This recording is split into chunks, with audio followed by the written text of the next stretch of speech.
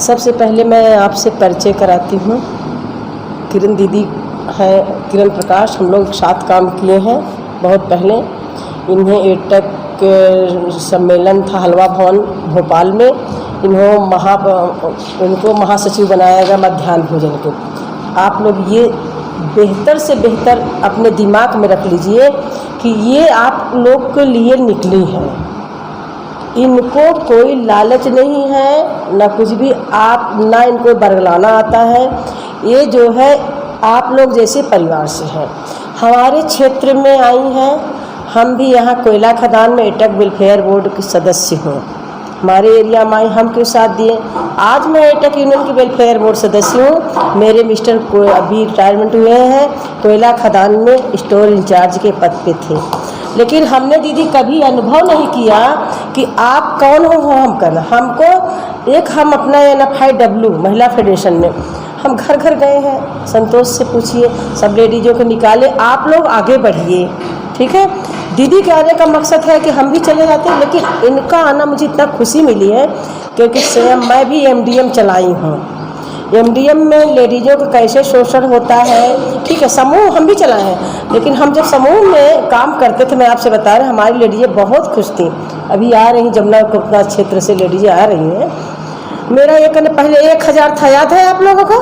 500 से start 1000 lump sum कब हुआ है आप लोग का? 2050 साल पहले नहीं, अभी साल डेढ़ साल पहले कोरोना काल में पैसा रुक गया। मैंने यहाँ के SDM से लालपुरी से मैंने बात किया, भाई खाएंगे क्या, उनका पेमेंट डालो। किस तरह के हम लोग लड़ाई लड़े।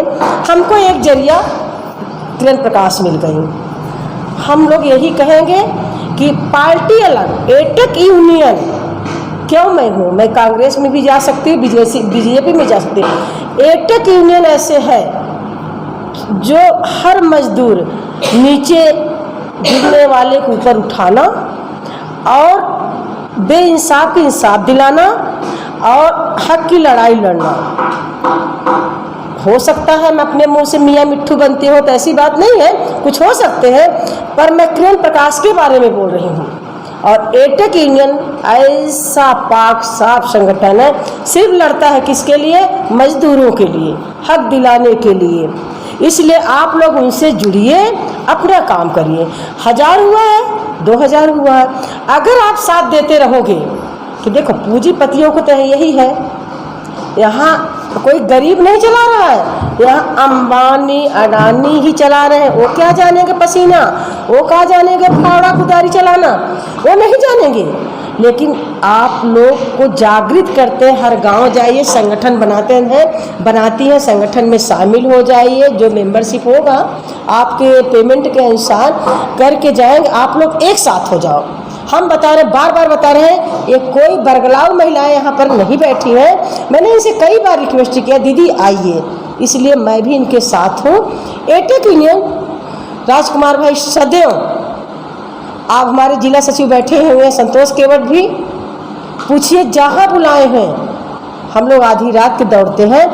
नहीं चाहिए हमें जो है VIP गाड़ी, नहीं चाहिए बंगला गाड़ी, लेकिन आप जानते हैं जब आप लोग काम करा लेते हैं ना, तो जब हो जाता बड़ा सुकून मिलता है। मैं आपसे बता रही हूँ, इसलिए आप जुड़िए, जैसा हो हमारा सहयोग।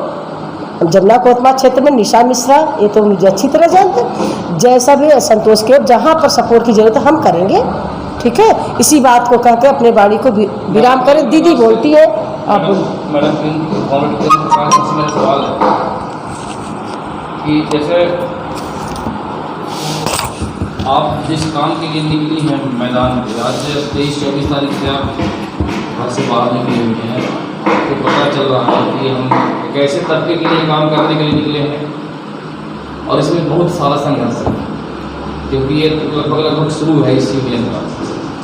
तो मैं आपसे सवाल ये है कि आप कैसे फेस कर पाएंगे, कितना दृढ़ निश्चय लेकर के निकली हैं आप?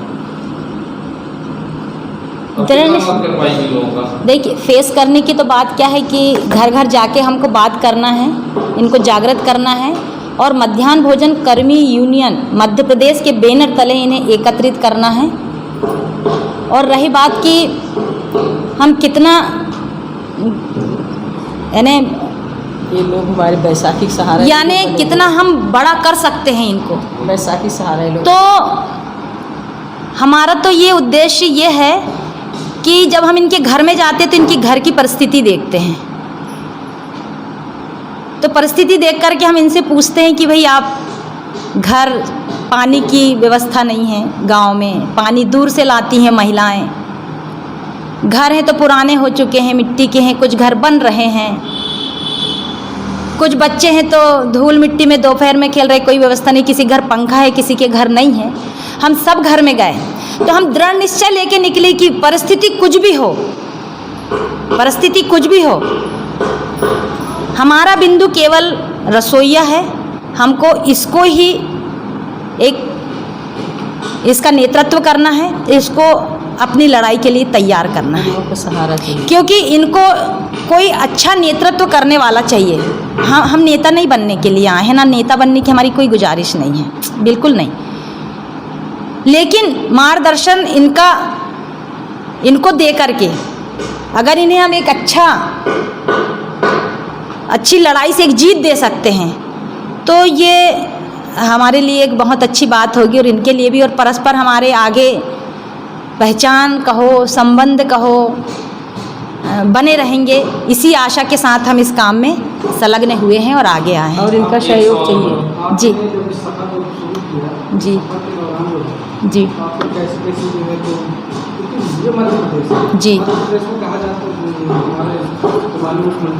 जी जी जी खासतौर पर आज देखा जा रहा तो मामा के लिए महिलाओं के लिए तमाम कई सारी विशेष योजनाएं निकाल रहे हैं, लेकिन उनको कितनी सफलता मिल पा रही है, आप लोगों ने क्या देखा? सफलता तो हमें कुछ भी देखने के लिए नहीं मिली है।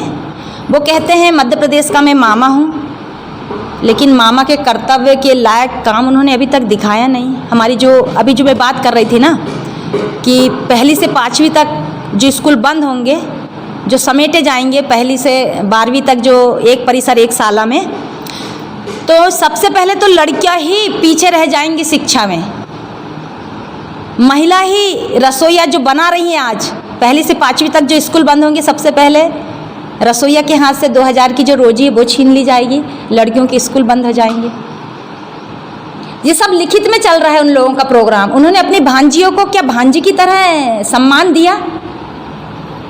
आज मध्य प्रदेश में भी बीजेपी है, केंद्र में भी बीजेपी है, लेकिन आप बताइए बेटी बचाओ बेटी पढ़ाओ इस नारे को देने वाली बीजेपी सरकार है, लेकिन आज दोनों तरफ से बेटियां बर्बाद हैं, महिला चिंतित हैं। भारत की आधी आबादी महिला की होने के बाद भी आज सघन अपराध हो रहे हैं, महिला सुरक्षित नहीं है, बेटियां सुरक्षित नहीं है, देखने को मिल रहा है। और जितने भी लोग इस कारनामे में लिप्त हैं उनको किसी प्रकार की सजा नहीं हो रही है, पकड़े नहीं जा रहे हैं। तो हम क्या सोचे क्या माने, क्या सोचे क्या माने? अभी वेतनमान को लेकर के जो है ट्रैफिक चल रहा है, आंगनबाड़ी कार्यकर्ता जी जी जी जी जी जी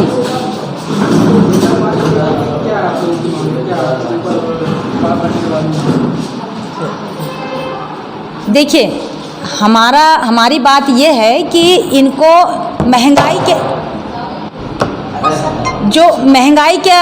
जो पुरजोर महंगाई जो चल रही है, उस महंगाई का आकलन करते हुए इनका मानदेय बढ़ाया जाए।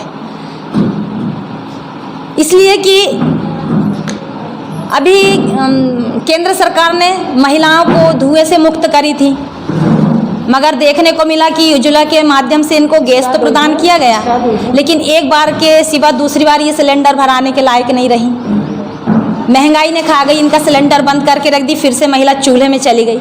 आज हम देखने को मिलता है कि किचन सेट के माध्यम से महिलाएं केवल दाल चावल सब्जी ही बना पा रही हैं, रोटियां चूल्हे में सेक रही हैं, और कहीं कहीं तो सिलेंडर भरा ही नहीं जा रहा है, चूल्हे में रोटियां बना के रसोईया चूल्हे में खाना बना के बच्चों को वितरण कर रही हैं। तो भाई समूह जो चला रहे हैं, समूह में समूह में लायक पैसे नहीं आ रहे हैं। आप देखिए, मैं समूह के इसमें आई हूँ तो अब मैं आपको बताना चाहूँगी कि अगर एक भोजनालय रोड के ऊपर खोल के बैठते हैं कोई, तो 50 से 70 80 रुपये एक थाली मिलती है। 50 से 60 70 80 रुपये की एक थाली मिलती है। आप वही अगर कि बड़ी होटल में चले जाएं तो 150 से 200 रुपये की एक थाली मिलती है। लेकिन ये जो मध्याह्न भोजन बना रही हैं, इन बच्चों के जो महंगाई के हिसाब से समूह वालों को क्या दिया जा रहा है? अभी हमें तत्काल कल मालूम हुआ कि इनको 4 रुपये और 5 रुपये दिया जा रहा है, 3 रुपये और 5 रुपये दिया जा रहा है।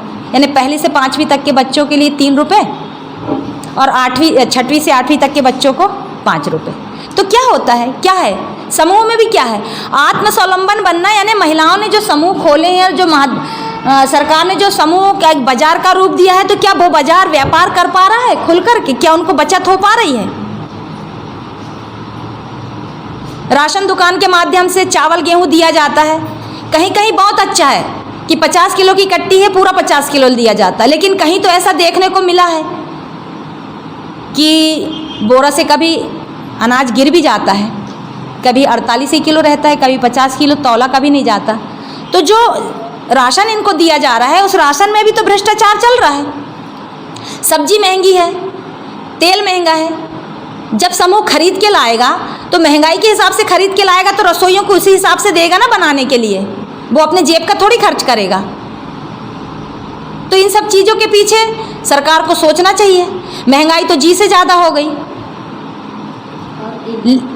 एक बात और कि अभी जो हम लोग जब कल अभी उसमें सर्वे में थे, तो ये चीज़ हम लोगों के बीच निकल कर के आई रसोइयों के से कि जो रसोई किट है ना, उसमें सिलेंडर तो एक बार बस भर के दे दिया गया है, उसके बाद वो सिलेंडर आज भी वैसा का वैसा पड़ा है।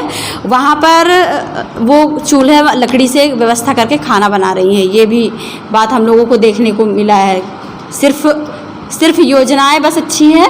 हम लोगों के प्रधानमंत्री जी बोले थे कि हम मुफ्त सिलेंडर दे करके जो है हमारे गांव की जो माताएं बहनें हैं उनको धुआं मुक्त करेंगे।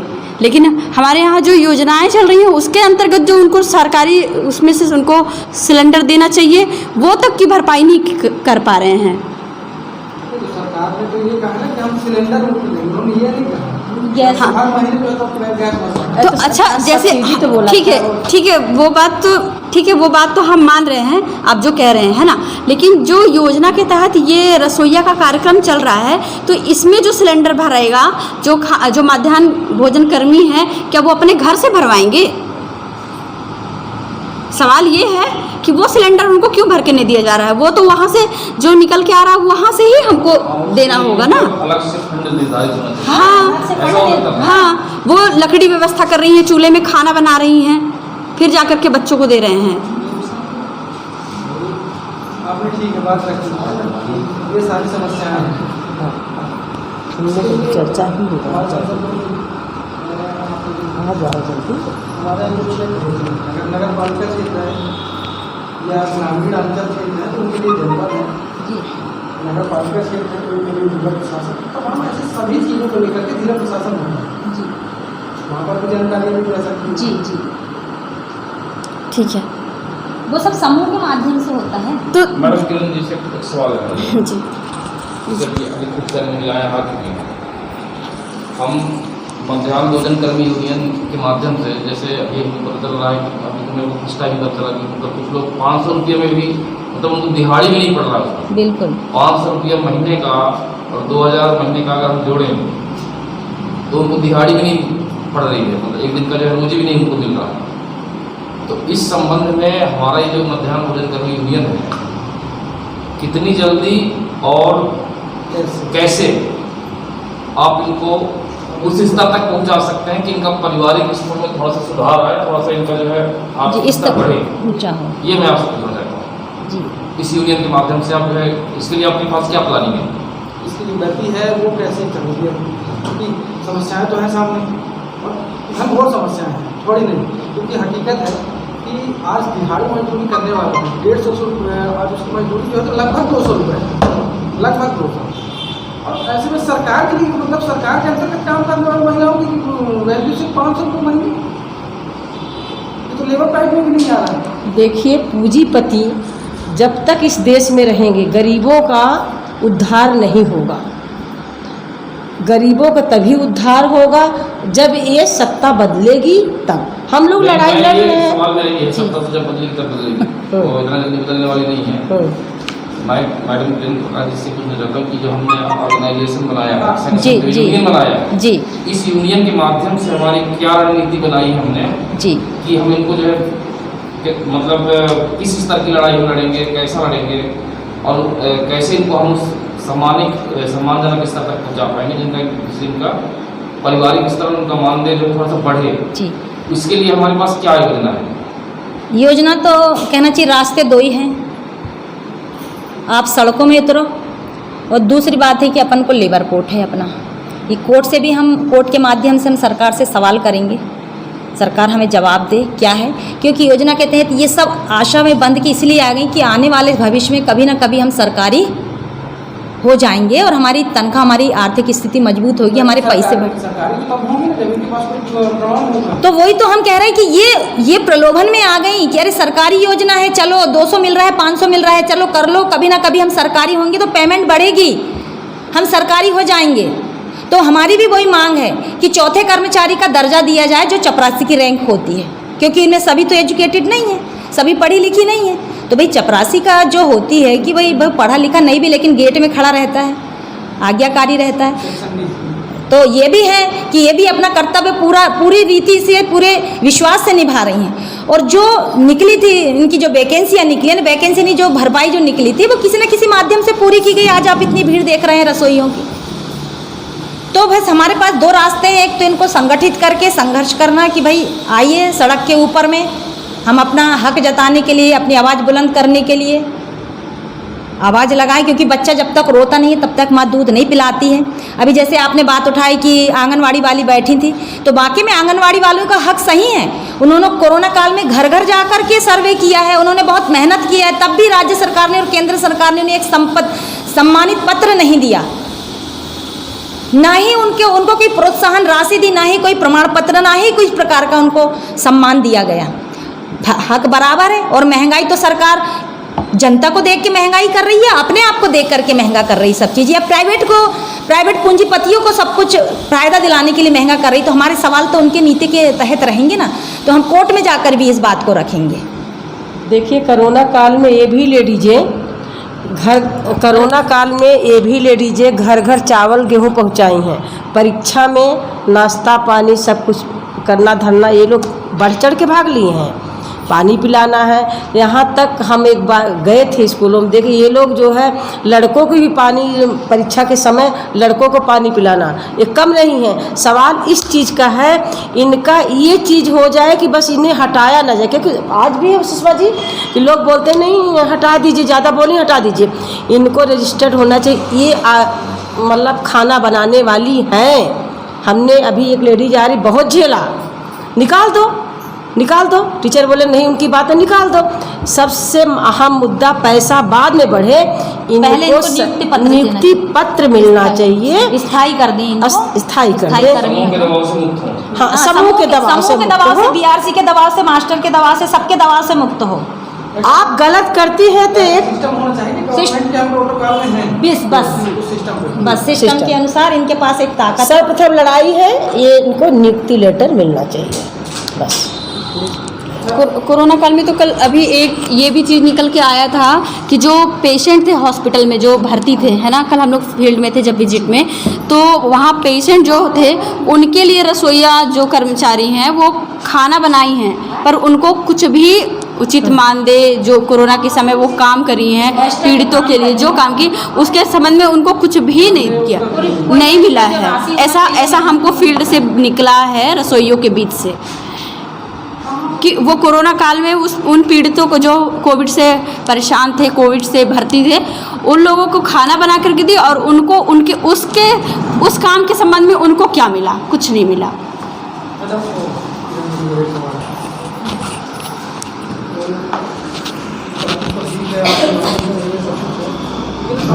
अगला कदम क्या होगा? क्योंकि आज की मीटिंग के बाद आप शुरू से प्रॉपर रहने वाली घर से आप चाहते हैं तो महीना भर हो रहा है अगला कदम क्या होगा? अगला कदम है हमको गठन मध्य प्रदेश स्तर पर इनका गठन करना है।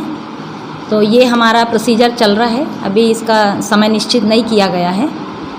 और मध्य प्रदेश पर गठन करके, मध्य प्रदेश स्तर पर गठन करके और इसी मध्याह्न भोजन कर्मी यूनियन के माध्यम से हमको लेबर कोर्ट तक पहुंचना है। नहीं, सवाल मेरा इसलिए है कि समय आपके पास बहुत सीमित है। कम, जी जी जी, बहुत कम समय, बिल्कुल सीएम राज स्कूल के लिए जी, बिल्कुल हो चुके हैं। और प्राइवेट में कंडीशन रखी है जी, जैसा आपने बताया कि जो लोअर कास्ट हमारे लोग निचले स्तर के जी, धीरे से हटा दिए, बिल्कुल तो बिल्कुल। समय भी कम है। हम इसके लिए जल्दी से जल्दी प्रयास कर रहे हैं। अभी मई के महीने में हमारी एक मीटिंग अरेंज हो गई है भोपाल में, तो उसमें हमारा सब कुछ निर्णय तय हो जाएगा।